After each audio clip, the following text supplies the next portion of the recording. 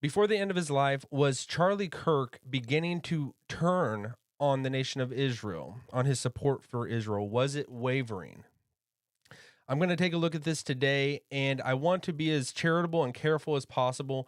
And I would start it off by saying I am a person that would most likely align as closely as possible with Charlie Kirk. And I think towards the end of his life, and especially as more things are coming to light, that you can see underneath the surface, his wavering of Israel was undeniable. But you have to be very nuanced and careful with this. It's not like he didn't stop loving Israel. Just like I love Israel and I support Israel and I'm for Israel. But if you are not lockstep with Israel publicly, they will disown you. They will try to destroy you in certain instances. And I think Charlie was very aware of that. He had donors. He did not want to piss anyone off. But as we see that, we're going to take a look at this, a clip from Megyn Kelly's show, and she describes Tucker Carlson and Tucker and Charlie at an event, and you can see that she has on video of Charlie telling Tucker to be as vocal as possible, say what I can't say, pretty much, was what he insinuated.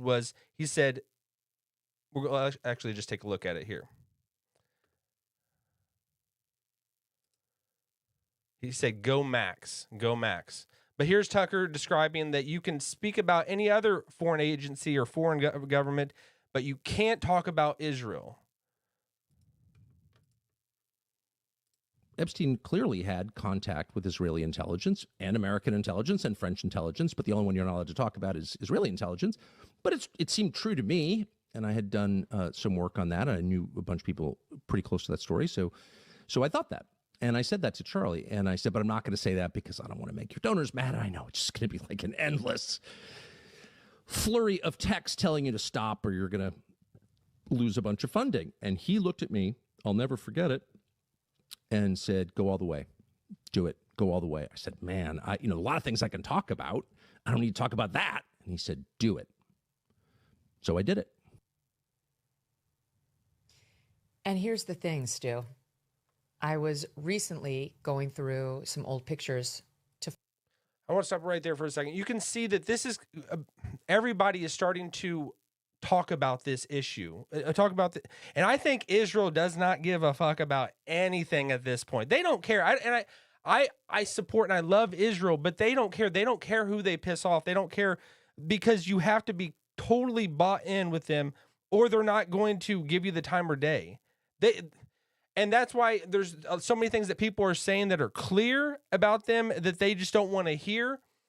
But then there's also people that are taking it to the extreme. And I think that like the pinpoint accuracy people that are doing this is Nick Fuentes and Ben Shapiro. Those are the guys on both ends.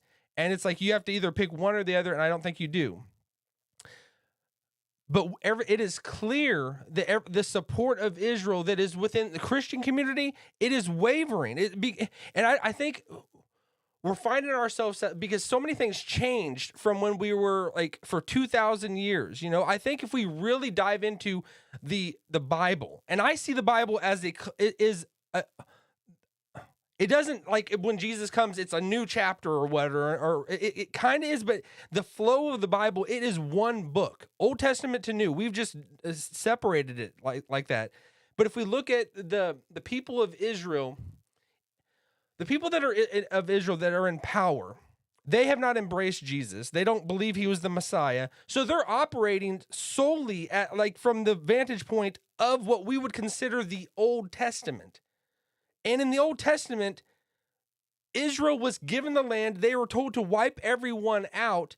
And they operated like they're prophets, like Samson. Like it glorifies. And of when he destroyed people and like him killing people, it glamorizes it and glorifies it as it happening because he was doing God's will. And I sincerely believe he was doing God's will. But there was a shift that happened when Jesus came. There was a shift, and you can see that in the lives of his apostles, James and John. They're like, they're saying, do you, hey, when the Samaritans or this village he's going to go through, they're not recognizing Jesus as the Messiah, and they're not giving him his due respect. And James and John are like, hey, Jesus, do you want us to call on God so we can cast down fire upon him like Elisha did in the Old Testament? Because there's this crazy story in the Old Testament, and I get it mixed up between, I think it's Elisha that it happens with, that these soldiers keep coming up to him, and he's up on this mountain, and they keep saying, oh, man of God, come down from here. And he keeps saying, if I am a man of God, may fire come down and consume you. And then it does, and it happens over and over, and more people come. And then they're like, finally, okay, just come down. We're sorry. You know, and the apostles were operating from that viewpoint, that this is them, and people of Israel today would see that as well. But Jesus, when he came, he said, you don't know what spirit you are of. And that's why there was a shift, a change that happened when he came. There was something unique that changed in the purpose, the plan of God when he came. But let's move that aside. Let's continue on a little bit more, because we're going to actually see. So we see what Tucker and Megyn Kelly, what they've discussed, and what they discussed with Charlie. There was a change in his viewpoint of this as well. I want to continue a little bit further. Find one of me and Charlie that I knew we took at that event. And not only did I find pictures of me and Charlie, but I found a video of me, Tucker, and Charlie speaking backstage right before Tucker went out. Tucker and I were talking. Charlie came over and interrupted for just a second, and you can hear him on this tape, which I've listened to many times. It's very clear on my phone, less clear here probably as we play it, but he says to Tucker, go Max. He interrupts the conversation because he has to say to Tucker something, and what was so important to him to tell Tucker was, go Max. Here it is. Go Max.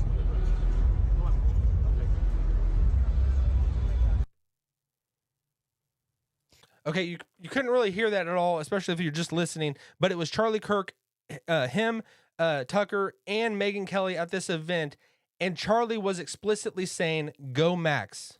There was things happening underneath the surface where of this criticism of Israel. And we don't need to just criticize for criticism's sake, but just talking about it, airing it out, just discussing really what's on our mind, what's on my mind. Not that we have, because I've always been like, I fall into that camp of like the Ted Cruz, where I support Israel, because I think biblically we should support them, because they are God's people. You know, an event happened, a change happened where God turned towards the nations. But it didn't change the covenant with Israel that God has and will have. But it's easy to fall into one of two camps. You know, I'm a diehard. I support everything Israel does. I cannot see anything wrong in them, or you're just overly critical, and you go way too far off of that extreme. And I know it's not the funnest thing, because you want to hear things that are extreme. You don't want to hear rational, reasonable sides. You know, that's why moderate, independent thinking seems kind of boring. You want tribal instinct, devouring your enemies. It's easy and fun to be a part of a team, as opposed to, let's look at this clearly and with clear eyes. Both sides are going to take you off on one end or the other, and then you're going to fall off a cliff. If you go one way or the other, you're going to fall off a cliff. So I think we can be very nuanced on this, of our discussion of this. I'm going to continue a little bit further with what Megyn Kelly, because you should check out her show. Her channel on YouTube, she's got so much good stuff. She's putting out there a lot of things. She seems like an even-minded person. She's been doing this forever.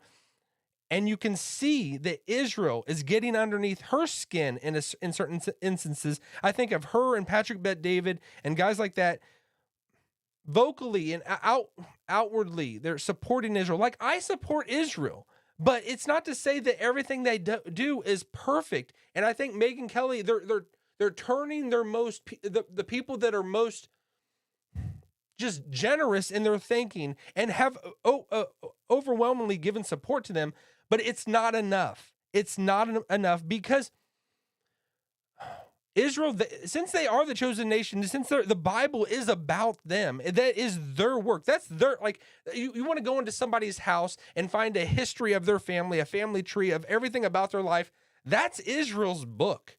You know, we have taken it as the world, and Jesus, it came for the world, but he came first to the nation of Israel. He came first to his people. And Jesus said some stuff that would not be politically correct in our climate, in our day and age. He called the Gentiles, like, they consider them dogs. He said it's not right for us to give the bread of the children, talking about Israel, and give it to the dogs, giving it to the Gentiles.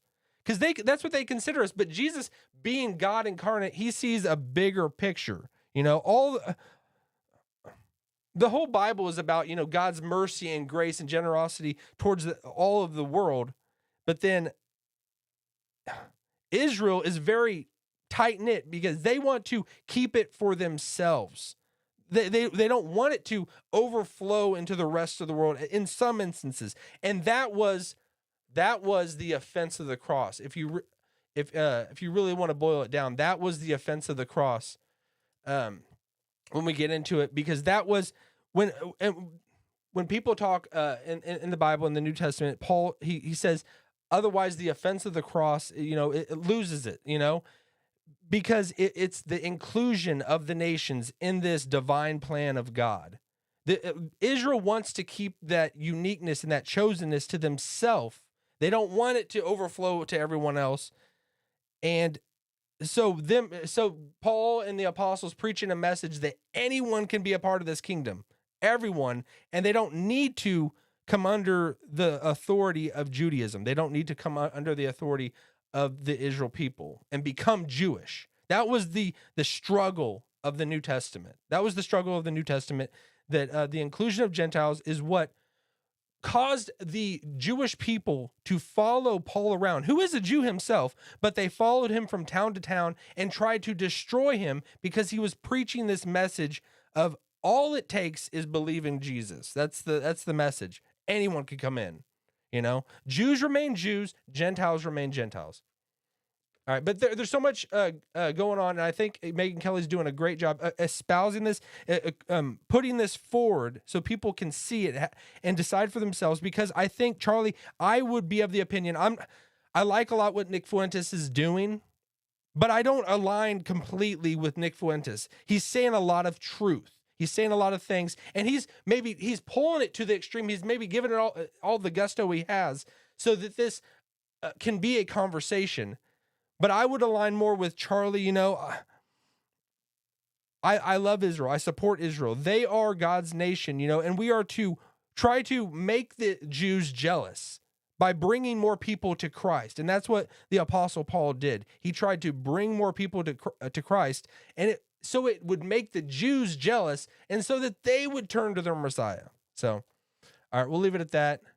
Follow me on X and Instagram at Brandon Fogel. Share this video with everyone. Like it. Subscribe to this channel. We'll see you in the next one. I could see the cracks form in the paint, growing like a fire. What do I say? Can you see them? Can you see them?